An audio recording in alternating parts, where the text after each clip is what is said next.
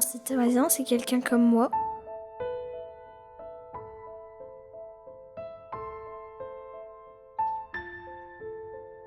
La citoyenneté, c'est le vivre ensemble. C'est quand on respecte les autres, quand on a besoin d'eux, ils viendront nous aider.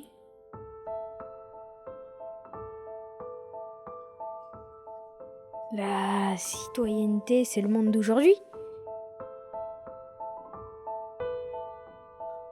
La citoyenneté, c'est la relation entre un individu et un groupe. On peut être citoyen d'une école, d'une ville, D'un pays, d'un continent ou du monde. Être citoyen, c'est un peu comme joindre un club. Dans ce club, nous avons des droits mais des obligations. À l'école, il y a une montagne de choses qu'on ne peut pas faire. On n'a pas le droit de frapper, d'insulter nos camarades, même s'ils nous énervent. De repasser 2 fois à la cantine. Interdit à la violence, on ne doit pas se bagarrer. De dire des mots vulgaires. Je n'ai pas le droit de sécher les cours. De tâcher le matériel de la classe. On ne doit pas bavarder.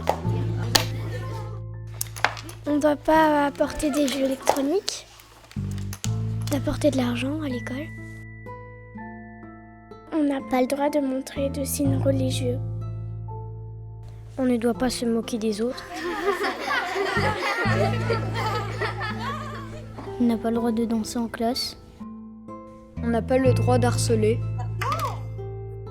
L'une des règles, ne pas courir dans les couloirs. Nous n'avons pas le droit de dire des choses qu'on n'a pas le droit de dire. De s'asseoir ou s'allonger sur les tables. Nous avons les droits d'aller à l'école, d'avoir des amis. En tant qu'élève, de jouer avec nos amis que le temps de la récréation. D'aimer qui on veut et de ne pas aimer qui on veut. On a le droit de s'amuser sans exagérer. De prendre la parole. D'être respecté par les enseignants. De dire mes idées. On a le droit d'être écouté. De m'exprimer un peu comme je veux. D'être fier de nous. Nous avons le droit de faire des erreurs. D'être différents chacun. De choisir qui on est. D'avoir un rêve. J'en ai marre de voir des gens qui jettent leurs déchets par terre alors qu'il y a une poubelle juste à côté. Moi, ça m'énerve quand les gens me laissent pas passer au passage piéton. Moi, ça m'énerve le matin quand mes parents ils me disent toujours de me presser parce qu'on va être en retard. Ça m'énerve quand ma sœur ne range pas ses Legos et que je marche dessus. Un citoyen, c'est quelqu'un qui habite dans un village. On est des citoyens d'un village. Un bon citoyen respecterait les lois de la ville ou du village. Un mauvais citoyen grille les feux rouges. Ira voler dans un magasin. Mettrait le feu à quelque chose. Jette des ordures par terre. C'est ne pas respecter les règles. J'en ai marre quand les gens maltraitent les animaux domestiques. Le problème avec les adultes, c'est qu'ils se croient supérieurs à nous. Ça m'énerve que les handicapés n'aient pas les mêmes droits que nous. C'est les prix qui montent parce que on peut faire moins de sorties en famille. Genre les livres, on peut en prendre de moins en moins. Les trucs comme ça. Moi, j'aime beaucoup la France car nous avons de belles villes. Comme Paris, Rouen, Nantes, Reims. J'aime bien la France pour ses artistes. Pour sa gastronomie. Parce qu'il y a plein de choses à manger. Comme des pizzas, des sushis. J'aime la France car il propose plein d'activités faciles à faire et ouvertes à tout le monde. Ce qu'il y a de bien en France, c'est la fête du 14 juillet. C'est que le recyclage augmente. parce qu'on mange bien. J'aime la France parce que j'y habite, ma famille et mes copines. J'aime la France pour son histoire et ses châteaux.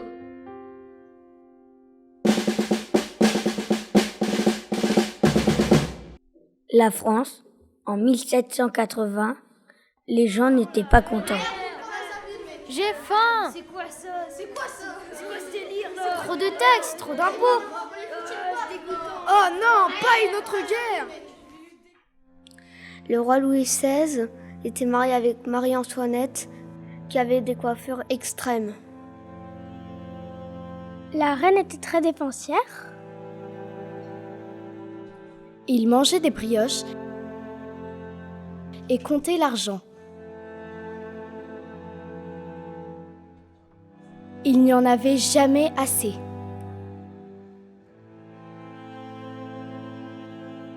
La France était injuste.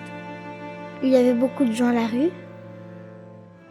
20 millions de paysans n'étaient pas considérés comme citoyens car ils n'avaient pas de terre. Ils n'avaient aucun droit. Les riches avaient tous les chapeaux. La France était gouvernée par 3 États. Le clergé, qui ne payait pas de taxes et qui possédait 10% des terres. La noblesse, qui ne payait pas de taxes non plus et qui avait les meilleurs boulots. Et le tiers-État qui payait tous les impôts. Chaque État avait un vote. Les impôts doublés. Les gens étaient fâchés. Les riches avaient peur. Taxer les pauvres! Oh oui, taxer les pauvres! Sales sans culottes. Paysans révoltants! Oui, il faut taxer les pauvres. Ah oui, il faut bien les taxer, hein. Le tiers-État est parti pour créer son assemblée et faire ses propres règles. En 1789, le 14 juillet, le peuple prend la Bastille et la brûle. Le 26 août, l'Assemblée nationale approuve la Déclaration des droits de l'homme. Les droits sont la liberté, l'égalité, la sûreté, la propriété. Tous les citoyens ont le droit à l'éducation.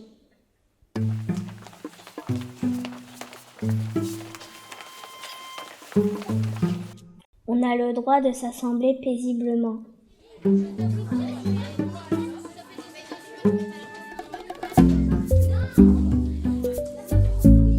On a la liberté de faire tout ce qui ne nuit pas aux autres.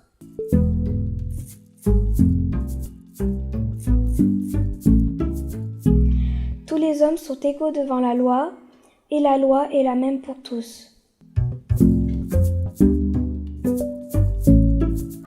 Tout homme est innocent s'il n'a pas été déclaré coupable.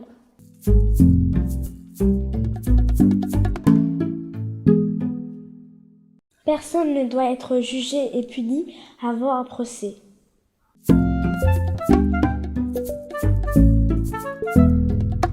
Les peines doivent être proportionnées.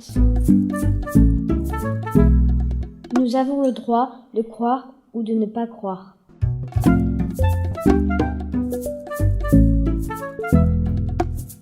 On a le droit d'avoir des opinions et de les publier.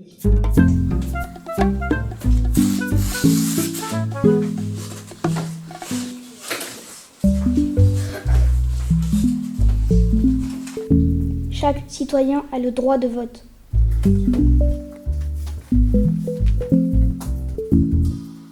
Le droit de propriété est de fruit de son travail.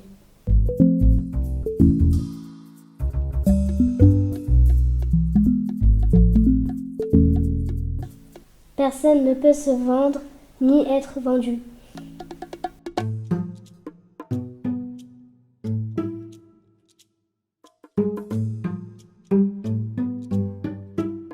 Le droit à la protection de chacun et de ses propriétés.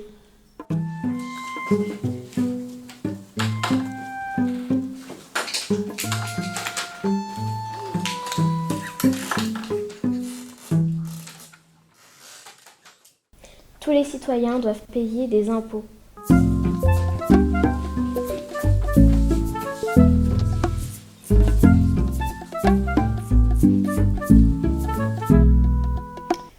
but des droits de l'homme et de la société, c'est d'avoir le bonheur de chacun.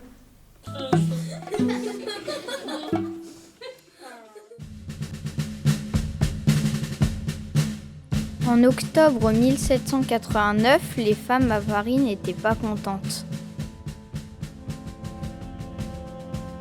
Elles ont marché sous la pluie pendant 6 heures jusqu'à Versailles.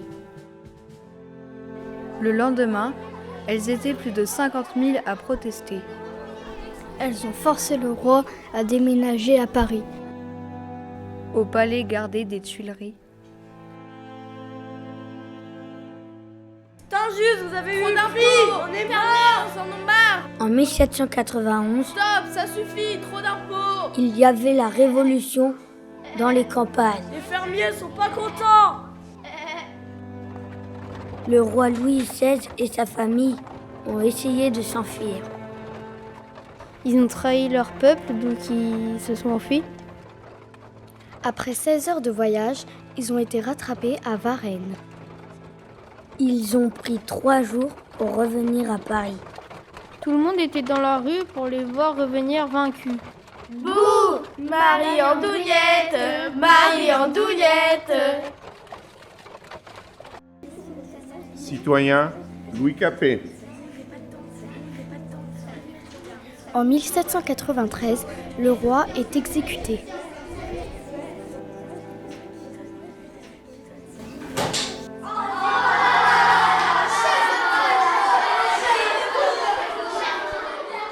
Le règne de la terreur a commencé.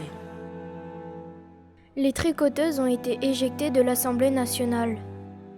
Elles sont allées s'asseoir devant la guillotine pour regarder les exécutions tout en tricotant. Veuve Capet.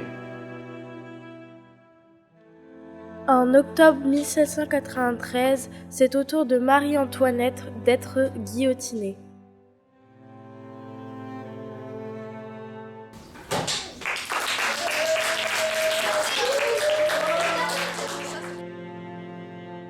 Cette expérience de la démocratie se termine avec l'arrivée de Napoléon. Olympe de Gouges est née le 7 mai 1748.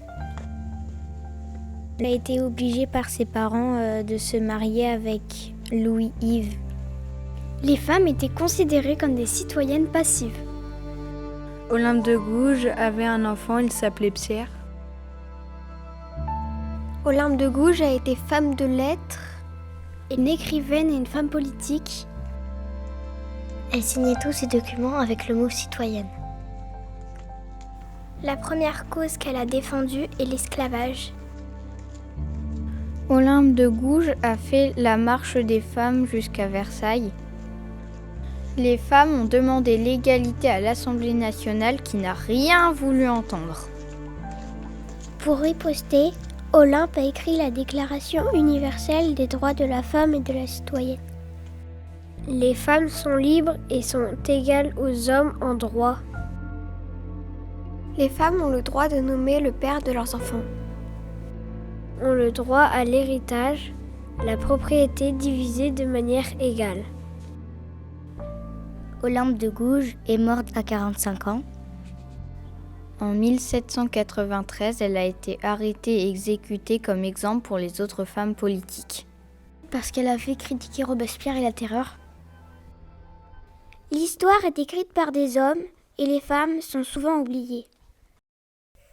George Sand, elle a combattu pour les droits des femmes. Elle a lutté jusqu'à temps qu'elle y arrive. Nancy Wake a joué un rôle capital pendant la Seconde Guerre mondiale, notamment en acheminant de grandes quantités d'armes aux résistants. Christine Jorgensen, je l'aime bien parce que c'était un garçon au début, elle se sentait pas bien dans son corps. Elle s'est fait changer les organes et elle est devenue une fille parce qu'elle ne se sentait pas bien dans le corps de garçon. Simone Veil a créé une loi en 1974 comme quoi les femmes ont le droit d'avorter car avant elles n'avaient pas le droit d'avorter et devaient absolument garder enceinte leur bébé. Il aura fallu une femme remarquable, Eleanor Roosevelt pour convaincre 48 pays de définir une charte commune. La Déclaration universelle des droits de l'homme a été signée en 1948. Au lendemain de la Deuxième Guerre mondiale. Elle a été signée à Paris au Palais Chaillot. 55 nations étaient représentées. Les pays qui n'ont pas signé sont l'Arabie Saoudite, l'Afrique du Sud et les pays soviétiques. La Déclaration universelle des droits de l'homme donne aux citoyens le droit de quitter leur pays. Les animaux, comme les oiseaux, peuvent migrer pour des conditions qui leur sont plus favorables. Pour moi, la migration, c'est quand on quitte les frontières du pays. Tous les êtres vivants peuvent migrer. Peut-être pour découvrir de nouvelles terres, de découvrir de nouveaux paysages. Pour avoir de nouvelles plantes pour cultiver. Pour fuir la guerre ou la chaleur. Pour rejoindre de la famille, quelqu'un de proche. On peut quitter son pays pour les études. On peut aussi quitter son pays parce qu'on doit aller faire la guerre, justement, pour aller défendre un pays qu'on doit défendre parce qu'ils nous ont déjà protégés avant. Certains migrants viennent en France pour travailler et rapporter de l'argent à leur famille. Il y a des pays où il n'y a pas de règles, où on peut vivre dans la cruauté et pour se protéger soi-même et pas risquer sa vie chaque jour. Un demandeur d'asile, c'est quelqu'un qui demande à avoir la protection de la France. La France est un pays de migration depuis des générations. Mon arrière-grand-père vient du Portugal. Mon arrière-grand-mère était polonaise. Mon grand-père, il vit au Maroc. Ma mère est turque. Presque toute ma famille du côté de mon père habite au Portugal. Mon grand-père est algérien, notre grand-mère est allemande. Mon arrière-grand-mère est portugaise. Mon grand-père est belge. Ma tata est anglaise. Ma grand-mère est italienne. Toute la famille du côté de mon père est belge. Mon arrière-grand-père est polonais. Du côté de mon père, c'est italien. Plus de la moitié de la classe a des origines étrangères. Mes arrière-arrière-grands-parents ont quitté la Pologne pour aller en France à cause de la guerre 14-18 pour protéger leurs filles. Mon père a quitté la France pour une histoire d'amour. Mon grand-père est parti d'Algérie parce qu'il y avait la guerre. Ma tata est partie en Nouvelle-Zélande parce qu'à 14 ans, elle voulait déjà partir à l'étranger. Mes grands-parents ont quitté le Portugal pour s'installer en France pour échapper à la guerre et se mettre en sécurité. Ça m'énerve le racisme. Que des personnes insultent d'autres personnes. Chaque jour, dans le journal, on entend qu'il y a des meurtres et que souvent, c'est des étrangers qui se font attaquer. Ça m'énerve de voir les gens souffrir car ils n'ont pas le moyen d'acheter des choses et ça me tient vraiment au cœur. Ça m'énerve de les autres se moquent des personnes qui ont des problèmes et des différences. On a le droit de tous être différents, pourtant il y en a encore qui harcèlent. Les gens peuvent avoir peur des migrants car ils pourraient ramener des maladies. Ils peuvent faire peur car ils sont différents de nous, car ils ne les connaissent pas. Ça peut être aussi la religion et la couleur de peau. Parce qu'ils parlent d'une autre langue que pas beaucoup de personnes connaissent. Il ne peut ne plus y avoir d'emploi, car ils peuvent faire les choses mieux qu'eux. Certaines personnes doivent quitter immédiatement leur maison avec qu'un seul petit sac. Si je devais partir tout de suite, je prendrais mes animaux de compagnie. Ma photo de mes parents en souvenir. Soit à manger ou un katana pour me défendre. Je prendrais tout mon argent. Mon saxophone. À manger, à boire et mon vélo. Ma carte d'identité pour aller dans un autre pays. Mon lézard. La pierre de jade. Je prendrais mon grand frère. Une sacoche de secours. Mon sac d'école. Moi, je prendrais la carte bancaire de mon père et ma chienne. Un des rôles du gouvernement est de protéger ses citoyens. Le Covid nous a fait perdre une année d'école. Pendant le confinement, je m'ennuyais parce que j'étais toute seule. Quand on avait le Covid, on avait des grosses douleurs. Et quand on est retourné à l'école, on était content de pouvoir sortir enfin de la maison. Pendant le Covid, nous n'avions plus le droit de se faire de câlins ni de bisous. On doit bien tousser dans le coude. On ne doit pas cracher sur les autres pour pas transmettre le Covid. Quand on est revenu à l'école, on n'avait plus l'habitude d'y être. Ça nous faisait bizarre parce qu'on devait porter le masque. Moi, le premier jour, je reconnaissais même pas ma maîtresse. Quand ça a été la fin du confinement, j'ai été dégoûtée à cause du masque. J'avais l'impression que j'avais le bas du visage inexistant. Le Covid nous a empêchés de faire des balades, mais a aidé la nature à repousser. Grâce au Covid, les rues étaient beaucoup plus calmes que d'habitude. Nous sommes tous citoyens du monde, et le monde est en danger. Ce qui m'énerve, c'est la pollution dans tout le pays, dans tous les pays. Ce que je déteste, c'est que des anciennes générations polluent et qui ne pensent pas aux nouvelles générations. Ça m'énerve que les animaux soient chassés pour leur fourrure. Ça m'énerve que l'usine de Bazancourt pue.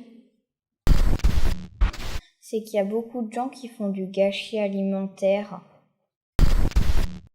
Nous devons regarder comment nous vivons dans notre communauté et dans notre école. Il faut respecter la nature et ne pas abattre les arbres pour rien. Il faut commencer à replanter des arbres. Trier ses déchets et les recycler. Il ne faut pas jeter ses déchets dehors ni ses papiers car ça pollue. Réutiliser, c'est encore mieux que recycler. Il faut se lancer dans le zéro déchet. Il faut recycler les barquettes de la cantine, par exemple pour mettre de la colle ou de la peinture dedans. On a créé un projet qui est le poulailler. On a remarqué qu'à la cantine, il y avait beaucoup de gaspillage. La nourriture qu'on peut au minimum donner aux poules, et comme ça ira là-bas. Nous devons arrêter le blanco. C'est fait que de produits toxiques et dans quoi ils sont mis, c'est que du plastique. Ce ruban adhésif est fait entièrement de plantes et pas de plastique. Il se déchire super facilement. Il faut moins utiliser la voiture et plus les transports en commun. Il faut covoiturer pour les grands trajets comme pour les plus petits. Il faut arrêter de prendre l'avion car ça pollue l'air. Pour les petits trajets, il est préférable de prendre le vélo plutôt que la voiture. Ne buvez plus jamais de coca car dans du coca, il y a 9 carrés de sucre et c'est beaucoup pour la santé. Dans les céréales, il y a beaucoup trop de sucre rapide, mais pas assez de sucre lent. Vous en mangez, 10 minutes après, vous avez encore faim. Ce pommelon vient de Chine. C'est du CO2 dans votre assiette. Achetez des produits locaux. Dans le Nutella, il y a trop d'huile de palme. Et trop d'huile de palme, c'est trop d'arbres abattus. On ne peut pas faire grand-chose, mais les petites actions ont un grand impact. Il faut arrêter d'utiliser les bouteilles plastiques. Il faut utiliser des gourdes. Sauvez un arbre. Écrivez « Pas de pub sur votre boîte aux lettres ». Il faut bien éteindre les lumières quand on n'en a plus besoin. Il faut baisser le chauffage et mettre des pulls. Quand vous allez faire vos courses, réutilisez les sacs. Quand vous vous lavez les dents, faites comme moi, utilisez un verre d'eau et fermez le robinet. Il faut tout débrancher après les avoir utilisés, sauf le frigo. Il faut acheter moins.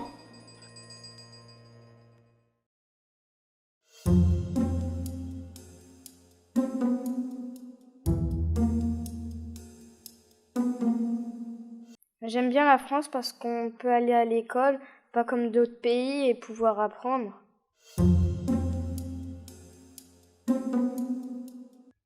J'aime bien la France parce que je me sens en sécurité contrairement à l'Ukraine.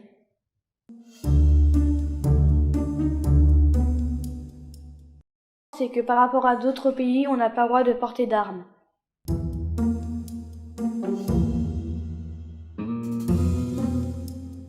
C'est qu'il y a plus de liberté que dans une grande majorité des pays.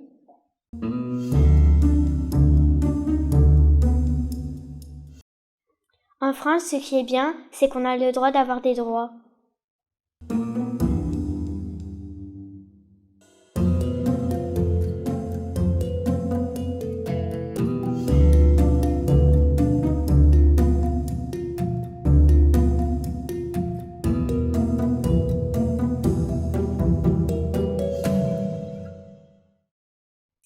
Ce ruban adhésif est fait que de plantes, il est recyclable et en plus il se déchire super facilement. Ah bah...